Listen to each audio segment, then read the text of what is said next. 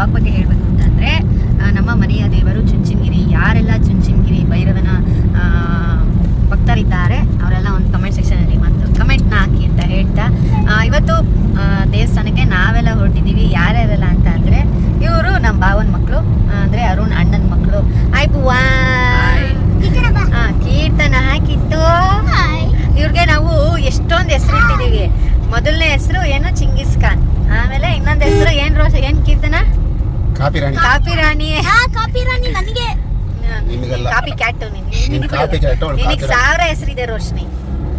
ಆಮೇಲೆ ನಮ್ಮ ರೋಶ್ನಿ ಏನು, ಕೀರ್ತನ ಮತ್ತೆ ರೋಶ್ನಿ ಒಂದೇ ತರ ರೆಡಿ ಆಗಿದ್ದಾರೆ. ಮತ್ತೆ ನಮ್ಮ ಒಂದು ಗಂಡು ತರ ರೆಡಿ ಆಗಿದ್ದಾರೆ.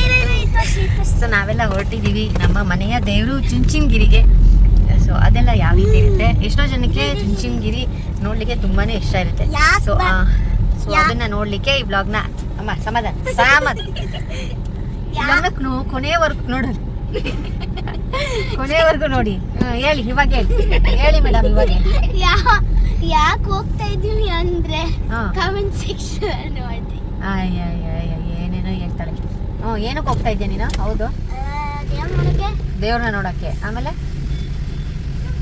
ಏನಕ್ಕೆ ಹೋಗ್ತಾ ಇದ್ಯಾ? ಆಮೇಲೆ ಮನೆ ತಿಂದಿಗೆ ಅಲ್ಲಿ ಊಟ ಹಾಕ್ತಾರೆ, ಊಟ ತಿನ್ಕೊ ಬರಕ್ಕೆ. ಸರಿ ಓಕೆ, ಸೇ ಬಾಯ್. ಆಮೇಲೆ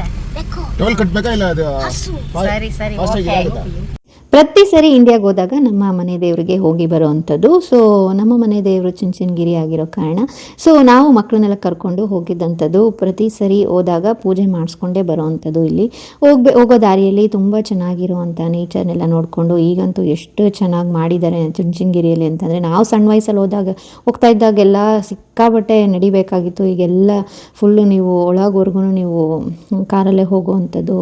ಮಾತ್ರ ತುಂಬಾ ಚೆನ್ನಾಗಿರುತ್ತೆ. ಅಲ್ಲಿ ಟೈಮ್ ಸ್ಪೆಂಡ್ ಮಾಡಿ ಮಕ್ಕಳ ಜೊತೆ ಎಲ್ಲ ಟೈಮ್ ಸ್ಪೆಂಡ್ ಮಾಡಿ, ಮತ್ತು ರೋಶ್ನಿಗೆಲ್ಲ ನಾವು ಬೋರ್ಡ್ ಮಾಡಿಸಿದೆಲ್ಲ ಇಲ್ಲೇ. ಫಸ್ಟು ಮಂಡೇ ಅಂತ ಹೇಳ್ತಾರಲ್ಲ, ಫಸ್ಟ್ ಮಂಡೇ ಕೊಟ್ಟಿದ್ದೆಲ್ಲ ಇಲ್ಲೇ ನಮ್ಮ ಮನೆ ದೇವ್ರಿಗೆ.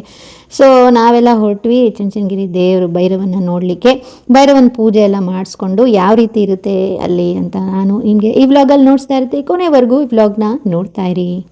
ಪ್ರತಿ ಸರಿ ಇಂಡಿಯಾಗೆ ಹೋದಾಗೆಲ್ಲ ನಾನೇನು ಇಲ್ಲಿಂದ ಏನು ಇಂಡಿಯನ್ ಅಟೈರ್ಸ್ ಎಲ್ಲ ತೊಗೊಂಡೋಗಲ್ಲ. ಅಲ್ಲಿ ಹೋದರೆ ಕೀರ್ತನ ಅದೇ ಅಂದರೆ ಅವ್ರ ಅಕ್ಕಂದೇ ಹಾಕ್ಕೋತಾಳೆ. ಅವಳದು ಸೈಜೆಲ್ಲ ಇವಳಿಗೂ ಆಗೋವಂಥದ್ದು. ಅವಳದು ಡ್ರೆಸ್ ಹಾಕ್ಕೊಂಡು ಅವ್ರ ದೊಡ್ಡಮ್ಮ ರೆಡಿ ಮಾಡಿದ್ರು ಅಂತ ನೀಟಾಗಿ ಜಡೆ ಎಲ್ಲ ಹಾಕ್ಕೊಂಡು ಹೋಗಿದ್ದಂಥದ್ದು ದೇವಸ್ಥಾನಕ್ಕೆ, ನಮ್ಮ ಕಾಲಭೈರೇಶ್ವರ ಸ್ವಾಮಿ ಸನ್ನಿಧಿಗೆ. ಯಾರೆಲ್ಲ ಕಾಲಭೈರೇಶ್ವರ ಸನ್ನಿಧಿಗೆ ಹೋಗಿದ್ದೀರಾ ಕಮೆಂಟ್ ಸೆಕ್ಷನಲ್ಲಿ ಕಮೆಂಟ್ ಮಾಡೋದನ್ನ ಮರಿಬೇಡಿ. ಇನ್ನು ಯಾರ್ಯಾರು ಹೋಗಿಲ್ಲ ದಯವಿಟ್ಟು ಹೋಗಿ ಬನ್ನಿ, ತುಂಬಾ ಚೆನ್ನಾಗಿರುತ್ತೆ.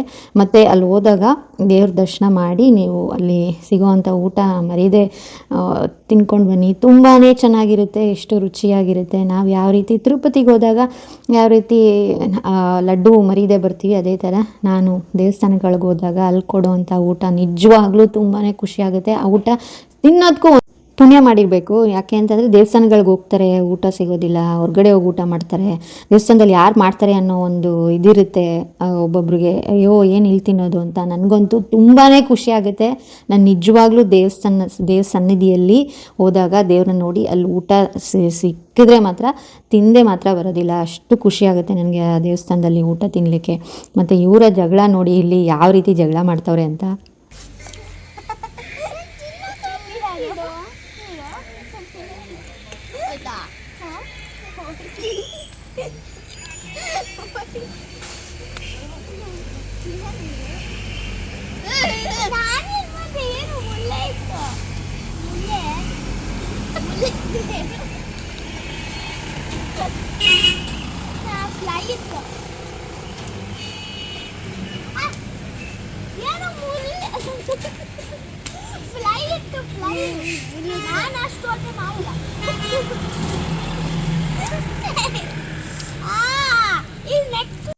ಇಲ್ಲಿ ಬಂದು ಈ ಮಹೇಶ್ವರಮ್ಮ ದೇವಸ್ಥಾನ ಅಂತ, ಈ ಮಹೇಶ್ವರಮ್ಮ ದೇವಸ್ಥಾನ ನಾವಿರೋವಂಥ ಜಾಗದಲ್ಲಿ ಇರೋವಂಥದ್ದು, ದಾಸರಳ್ಳಿ ನಾವಿರೋವಂಥ ಜಾಗ ಇಂಡಿಯಾದಲ್ಲಿ.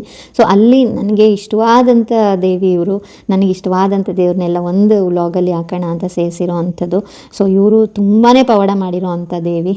ಮತ್ತು ಈ ಲಕ್ಷ್ಮಿ ಕೂರಿಸಿರೋದು ಬಂದು ನನ್ನ ಫ್ರೆಂಡ್ ತಾಯಿಯವ್ರ ಮನೇಲಿ ಇಷ್ಟು ಚೆನ್ನಾಗಿ ಅವರು ನಾವು ಹೋದಾಗ ಲಕ್ಷ್ಮಿ ಕೂರಿಸಿದಂಥದ್ದು.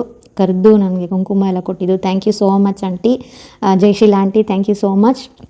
ಅವತ್ತು ಅವ್ರ ಮನೆಗೆ ಹೋದಾಗ ಕುಂಕುಮ ಕೊಟ್ಟು ಊಟ ಕೊಟ್ಟು ತುಂಬಾ ಪ್ರೀತಿಯಿಂದ ನೋಡಿಕೊಂಡ್ರು. Thank you so much aunty uncle ಅಂತ ಹೇಳ್ತೀನಿ.